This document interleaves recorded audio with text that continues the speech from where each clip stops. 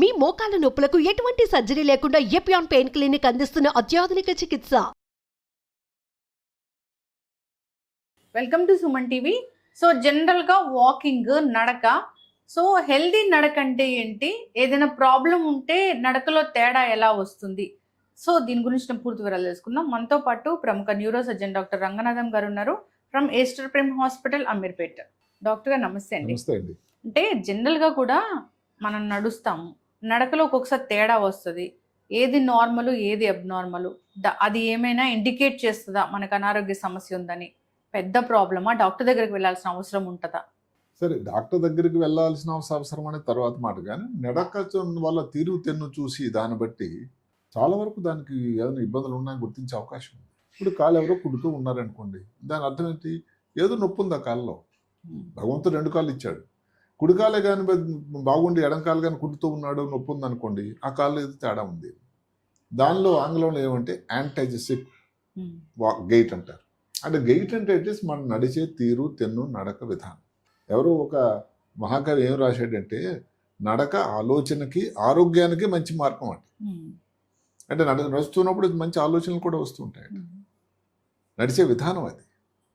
అదే కాకుండా ఇప్పుడు ఈ నడక అన్నది ఏమిటంటే నరాలు, కండరాలు, బోన్స్, అదే కాకుండా కార్డియో రెస్పిరేట్, వీటన్నిటికీ కూడా అనుసంధానం ఉండేటువంటి ఒక పద్ధతి, క్రమ పద్ధతి నడుస్తుంటే దాని ఇంపార్టెన్స్ మనకు తెలియదు. అసలు ఏం చెప్తారంటే, ఒక క్లినిక్ లోపలికి, మా హాస్పిటల్ లోపలికి ఒక వ్యక్తి నడుచుకొని వచ్చిన పద్ధతిని బట్టి మనకున్న అనుభవంతో చాలా వరకు మనం చెప్పగలం ఏంటి ప్రాబ్లం ఉందని కూడా చెప్పగలగాలి. అయితే ఇప్పుడు ఏమిటంటే, ఈ సిటీ స్కాన్లు, ఎంఆర్ఐలు ఇవన్నీ వచ్చిన తర్వాత ఏమిటంటే, పేషెంట్ని చూసేటువంటి పర్సంటేజ్ కొంచెం తక్కువైపోయింది. అది సరే, మారుతున్న పరిస్థితులకు అనుగుణంగా చేస్తున్నారు. కానీ అసలు నిజానికి ఏమిటంటే, లోపలికి క్లినిక్ లోపలికి, అంటే రూమ్ లోపలికి, ఛాంబర్ లోపలికి పేషెంట్ వచ్చినప్పుడు నడుచుకునే విధానం బట్టి ఇందాక మాట చెప్పాను నేను. కొంచెం కుంటుతూ వచ్చాడు అనుకోండి, ఏదో నొప్పి ఉంది, నొప్పి ఉండడం వల్ల ఆ కాళ్ళ మీద బరువు తీసుకోకుండా రెండో కాళ్ళ మీద నడుస్తున్నాడు, తెలిసిపోతుంది. స్లోగా నడుస్తున్నాడు, చూడగానే తెలుస్తుంది ఏదో గేట్ నెమ్మదిగా అయిపోయాడు కదా మీ ఆయన అని అడుగుతాను. అంటే ఏమిటంటే, ఏదన్నా పార్కిన్సన్ వ్యాధిలాగా. అదే కాకుండా కాలు ఈడుస్తూ, కాలు ఈ భూమిని క్లియర్ చేయడానికి ఏదో కష్టపడుతూ ఉన్నాడు. అంటే ఈ మధ్య కాలంలో ఏదైనా పెరాల్సి వచ్చి ఒక చెయ్యి అసలు కదలట్లేదు. అదే కాకుండా కాలు ఇలా ఎత్తి వేయలేకపోతున్నాడు. అంటే ఏమిటి, అక్కడ ఏదైతే నరం, అది ఫుడ్ డ్రాప్ అంటాం. అంటే ఒక్క వ్యక్తిని చూడగానే ఇన్ని విషయాలు మనకు తెలుస్తున్నాయి. దీనిలో రెండు భాగాలు ఉంటాయి. ఒకటి స్టాన్స్ ఫేజ్, అంటే ఏమిటి, మన అడుగు వేస్తున్నాం అనుకోండి, భూమి మీద ఉండే టైం 60%. ఆ తర్వాత స్వింగ్ ఫేజ్, అంటే దాన్ని మన కాళ్ళు ముందుకు వేసి వెళ్తాం కదా. ఈ రెండు ఫేజ్లు ఉంటాయి. ఈ నడక తాలూకా ఈ ఇంపార్టెన్స్ మనం తెలుసుకుంటే, ఒక వ్యక్తి తాలూకా స్టెబిలిటీకి, నడిచే విధానానికి బట్టి, తర్వాత ఎఫిషియన్సీ, నడక తాలూకా ఎఫిషియన్సీ, అలసిపోకుండా ఉండేదానికి, ఏదైనా జబ్బులు రాకుండా ఉండడానికి ఆరోగ్యంగా, హెల్త్ మానిటరింగ్ ఈ మధ్యకాలంలో అసలు కొన్ని పెద్ద ల్యాబుల్లో వేరబుల్ యూజర్స్ వచ్చాయి. ఏదైతే చూడండి పల్స్ కోసం, దీనికోసం ఏదైతే చేతికైతే వాచ్ లాగా, బ్యాండ్ లాగా కడుతున్నారో, నడువుకు కానీ కాళ్ళకు కానీ ఒక వేరబుల్, డిస్పోజబుల్ వేరబుల్ వచ్చాయి. దానివల్ల ఏంటంటే, నడిచే పద్ధతి, నడిచేలో తేడా ఏమైనా ఉందా, ఇవి కూడా చెప్పేసినటువంటి ఒక పద్ధతి వచ్చింది. ఇంకా ల్యాబ్స్లో నడితే ఈఎంజీ కానీ ఇలాంటి కొన్ని టెస్టులు అవన్నీ చేసి నడక తాలూకా విధానాల్లో విశ్లేషణ అనేది మొదలైంది. చూశారు కదా. అందువల్ల ఏంటంటే, నడక అన్నది ఒక సింపుల్ విషయమే కాకుండా, దానికి కండరాలు కానీ, ఇది వెన్నుపూసలో కానీ, నరాలలో కానీ, వీటన్నింటి తాలూకా మేలు కలయిక. ఇప్పుడు నడకని ఎంతవరకు చెప్తున్నారంటే శాస్త్రజ్ఞులు, బయోమార్కర్ అంటే ఏమిటి? ఇప్పుడు మాటకి ఎవరికైనా కిడ్నీ ప్రాబ్లం వచ్చింది అనుకోండి, దానికి ఏది మనసు క్రియేటిన్ అని ఒక టెస్ట్ చేస్తాం. ఏదైనా ఇన్ఫెక్షన్ వచ్చిందేమో అని అనుకోండి, సిఆర్పి అని ఒక టెస్ట్ చేస్తాం. షుగర్ ఉందా లేదా, ఉంటే అసలు 3 నెలల యావరేజ్ అని ఉందానికి ఒకటి HbA1c అని టెస్ట్ చేస్తాం. కార్డియాలజీ వాళ్ళు ట్రోపోనిన్ అని టెస్ట్ చేస్తారు, ఏదైనా హార్ట్ అటాక్ ఉందా. ఇలా వీటిలో మార్కర్స్ అంటాం, అవి ల్యాబ్ మార్కర్స్. క్లినికల్ బయోమార్కర్ అంటే ఏమిటండి, ఏం ఖర్చు లేకుండా, నొప్పి లేకుండా, చాలా ఈజీగా చేసేటువంటి ఒకే ఒక విశ్లేషణ నడక. ఏ విధంగా చెప్తానంటే, ఒక 2-3 విషయాలు మీరు చూస్తే అసలు అంత గొప్ప ఇంపార్టెంటా అనిపిస్తుంది. ఒక వ్యక్తి నడకలో స్లో అయిపోయింది అనుకోండి, ముందులాగా అంత యాక్టివ్గా లేడు, అది నడక చూస్తేనే మనకు తేడా అవుతుంది. అంటే ఇది ఏదో డిమెన్షియా రావడానికని ఒక అనుమానం 10 సంవత్సరాలు, అంటే ఒక డికేడ్ ముందే మనకు తెలియచ్చు, 10 ఏళ్ల ముందు తెలుస్తుంది. అంటే ఆ నిశ్చితమైన దృష్టితో చూసే పద్ధతిని బట్టి ఉంటుంది. సరే నడుస్తున్నాడు, ఈ చేతులు మామూలు నడుస్తూ ఉంటే భగవంతుడు ఇచ్చిన పద్ధతి ఏంటంటే నడకలో పాటు చేతులు కదులుతూ ఉంటాయి, అసోసియేటెడ్ మూమెంట్స్ అంటారు. ఈ స్వింగ్ లేదనుకోండి చేతుల్లో. అదే కాకుండా ఒకసారి కొంచెం ఇది క్లమ్జీగా, ఒకసారి కొంచెం ముందు ఊపుతున్నాడు, ఒకసారి స్లోగా అయిపోతుంది. అంతా చూడగానే ఇదేంటి ఇర్రెగ్యులర్ అనిపిస్తుంది, అది చూసే వాళ్ళకి తెలుస్తుంది. ఇలాంటిదిగా ఉండేటట్టయితే ఒక 7 సంవత్సరాల ముందు పార్కిన్సన్ వ్యాధి అయితే కాదు కదా అని గుర్తుపట్టొచ్చాడు. అదే కాకుండా ఏదో వీక్గా అయిపోయినట్టు నడక, అసలు తనంతర పని ఏదైతే ఉదయం లేదు సాయంకాలం వరకు ఏదైతే రిటైర్ అయిపోయినా కానీ తన పనులు ఏదో వాష్రూమ్కి వెళ్ళడం, లేకపోతే చూసుకోవడం, ఎవరి మీద డిపెండ్ అవ్వకుండా ఉండడం, ఏదో షాప్కి వెళ్ళి ఏదో సినిమాలు తెచ్చుకోవడం, బ్యాంక్ పనులు ఏవో చూసుకోవడం, ఇలాంటివి చూసుకోవాలి కదా ఇండిపెండెంట్గా. ఏ వ్యక్తి అయినా కానీ అందులో చేయలేకపోతున్నాడని మనకు అనుమానం వచ్చింది అనుకోండి, అలాంటి వాళ్ళకి మోర్టాలిటీ ఏంటంటే ప్రాణాపాయం చాలా హెచ్చుగా ఉంది. అంటే ఒక్క నడకతో ఇన్ని విషయాలు మనకు తేటతెల్లం అవుతుంటాయి. ఇప్పుడు చిన్నపిల్లలు పెద్దవాళ్ళు ఉండాలనుకోండి, చిన్న పిల్లలు ఒకటి తెలియగానే మనకు తెలుస్తూ ఉంటుంది. ఏంటిది? ఇప్పుడు సెరిబ్రల్ డైప్లీజియా అంటారు. అంటే ఏమిటి? బ్రెయిన్ లోపల ఏదైతే ఈ ప్రాంతంలో కాళ్ళను కంట్రోల్ చేసే ప్రాంతంలో కానీ ఇబ్బంది వస్తే రెండు ఇలా సిజరింగ్ గేట్ అనుకొని పిల్లలు నడుస్తూ ఉంటారు, దాన్ని సెరిబ్రల్ డైప్లీజియా అంటే ఇలాగ. అంటే సిజరింగ్ గేట్ అంటారు, రెండు కాళ్ళు ఒక దాని మీద ఒకటి వేసుకొని. అది చూడగానే తెలుసు వీళ్ళకి సెరిబ్రల్ పాలసీ అంటాం, వినుంటాం సెరిబ్రల్ పాలసీ. ఇప్పుడు ఒక చెయ్యి ఒక కాలు కానీ వీక్ అయింది అనుకోండి, అప్పుడు టైట్గా ఇలా నడుస్తూ ఉంటారు, సెరిబ్రల్ హెమిప్లీజియా అంటారు. అదే కాకుండా ఇది నడుస్తూ ఉన్నారు ఇలాగ ఊగిపోయి తడిపోయి సెరిబ్రల్ అంటే అన్స్టడీ గేట్, అంటే చిన్న మెదడులో ఏదన్నా తేడా ఉందా, కండరాలు తేడా ఉంటాయి, ఇలాగ నడుస్తుంటే వ్యాడ్లింగ్ ఇలా వెడల్పుగా చేసి వ్యాడ్లింగ్ గేట్ అంటారు. అంటే ఒక్క నడక చూసే చిన్నపిల్లల్లో కూడా ఏదన్నా ఇంకేదైనా ఇబ్బంది ఉందా అని అనుమానం వచ్చే అవకాశం ఉంది. పెద్దవాళ్ళు అనుకుంటా చెప్పినట్టుగానే అన్ని ముఖ్యంగా పార్కిన్సన్ వ్యాధి స్లో గైటు, స్టాన్స్ ఏదో నెమ్మది నడవడం, స్లో మూమెంట్స్ అయిపోయినాయి అసోసియేటెడ్ మూమెంట్స్, ముందుకు ఇలాగ పడిపోతారేమో అన్నట్టుంటే దాన్ని పార్కిన్సన్ గైట్. పెరాలసిస్ వచ్చినట్టయితే పెరాలసిస్ వల్ల ఏదైతే కుడి పక్కన అయితే కుడి పక్కన, ఎడం పక్కన అయితే ఎడం పక్క, కాలు చేయి వీక్ అయిపోయి టైట్గా అయిపోయి ఆ కాలు క్లియర్ చేయలేకపోవడం దాన్ని పెరాలసిస్ అంటే ఏదైతే స్ట్రోక్ గేట్ వచ్చిన తర్వాత.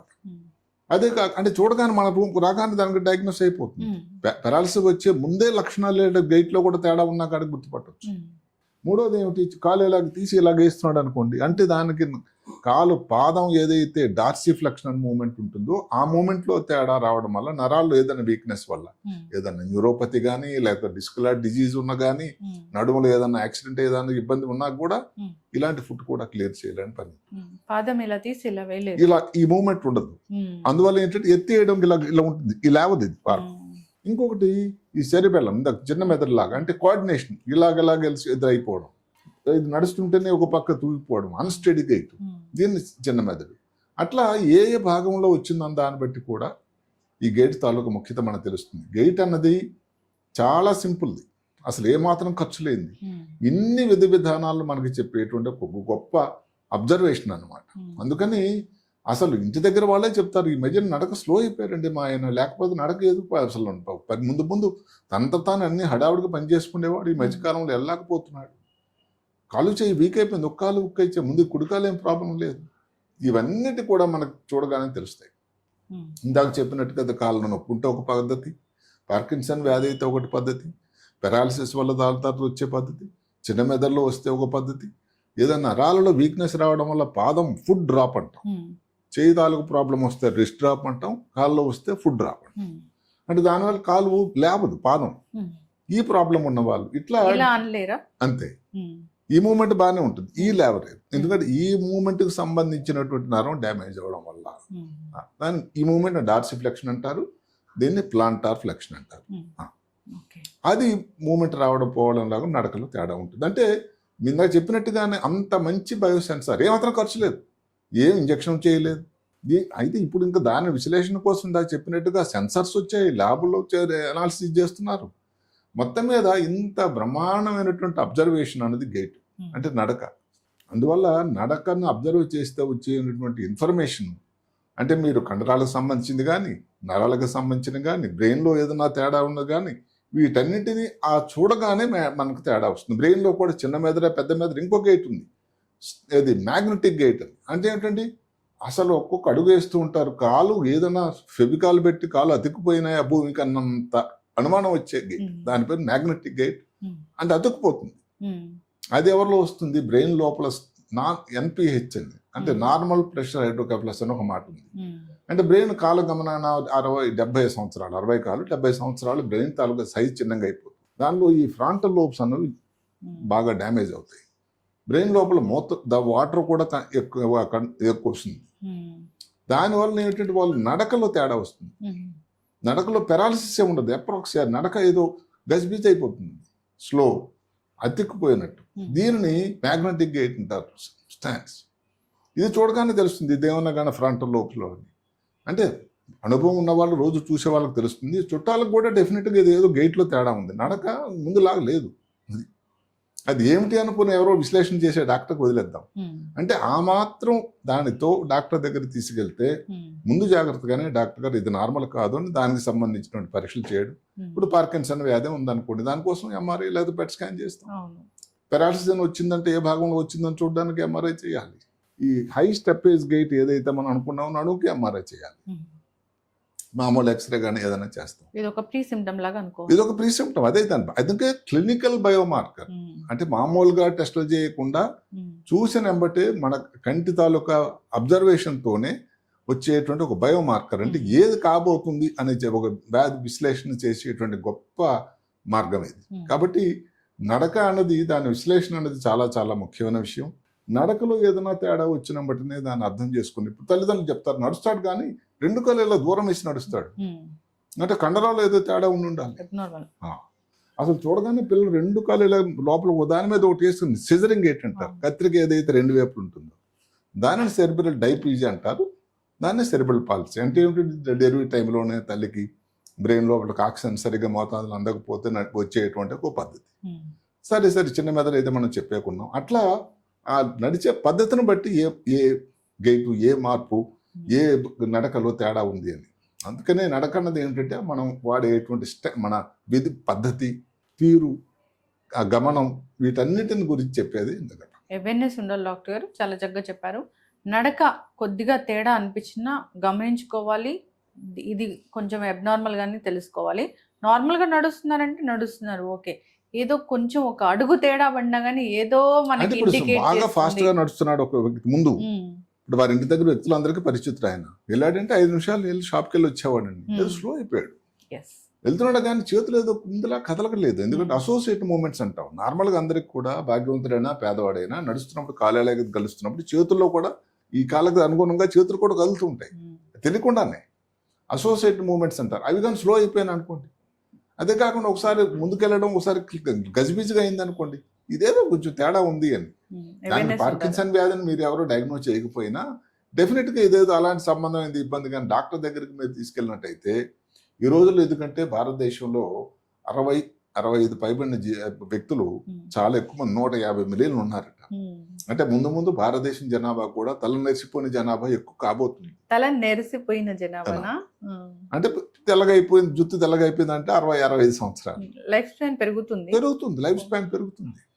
అలాంటప్పుడు ఏంటంటే వాళ్ళకు సంబంధించిన ఈ వ్యాధులు, ఇబ్బందులు మీద దృష్టి పెట్టాలి. అందులో ఒక ముఖ్యమైన అంశం ఏంటంటే గేట్. ఇప్పుడు అదే కాకుండా ఇప్పుడు ఎవరికి ఇంకొక చెప్తారు శాస్త్రవేత్తలు, మనం అన్ని నెగ్లెక్ట్ చేస్తుంటాం. ఎవరికన్నా కానీ డయాబెటిక్ ఫుట్ వచ్చింది అంటే డయాబెటీస్ వ్యాధి చాలా వ్యాప్తి చెందింది, కాళ్ళలో పుండు వచ్చింది, దానికి వైద్యం చేయించుకోకుండా ఉండిపోతే లైఫ్ ఎక్స్పెక్టెన్సీ అంటే దగ్గర 10 నుంచి 15 సంవత్సరాలు తగ్గిపోతుంది. నమ్ముతారా? అలా వ్యాధి అలాగ ఎక్స్టెండ్ అయిపోయి కాలు తీసేస్తారు. అదే కాకుండా ఇన్ఫెక్షన్ వెళ్తూ ఉంటుంది. ఇప్పుడు నీ జాయింట్ అనుకోండి, నీ జాయింట్ ట్రాన్స్ప్లాంట్ ఈ మధ్యకాలంలో ఎంత జరుగుతున్నాయి, టోటల్ నీ ట్రాన్స్ప్లాంట్ రీప్లేస్మెంట్ అని. అది కానీ చేయించుకుంటే 4 సంవత్సరాలు ఎక్కువ లైఫ్ ఎక్స్పెక్టెన్సీ పెరుగుతుంది. చేయించుకుంటే ఎక్కువ పెరుగుతుంది అంటే లేకపోతే కదలిక ఉండదు కదండి. అలాగే ఒక దగ్గర కూర్చుంటుపోవడం ముద్దపప్పులా, ఒక దగ్గర ఉండేసరికి కాళ్ళు అన్ని వాపులు రావడం, దాంట్లో ఏదైనా రక్తనాళాలు బ్లాక్ అయిపోవడం. మొబిలిటీ ఉంటే మంచిది. అందుకు ఇంత ఇంపార్టెన్స్ ఉంది మొబిలిటీ కోసం. చక్కగా చెప్పారు డాక్టర్, చాలా చక్కటి ఇన్ఫర్మేషన్.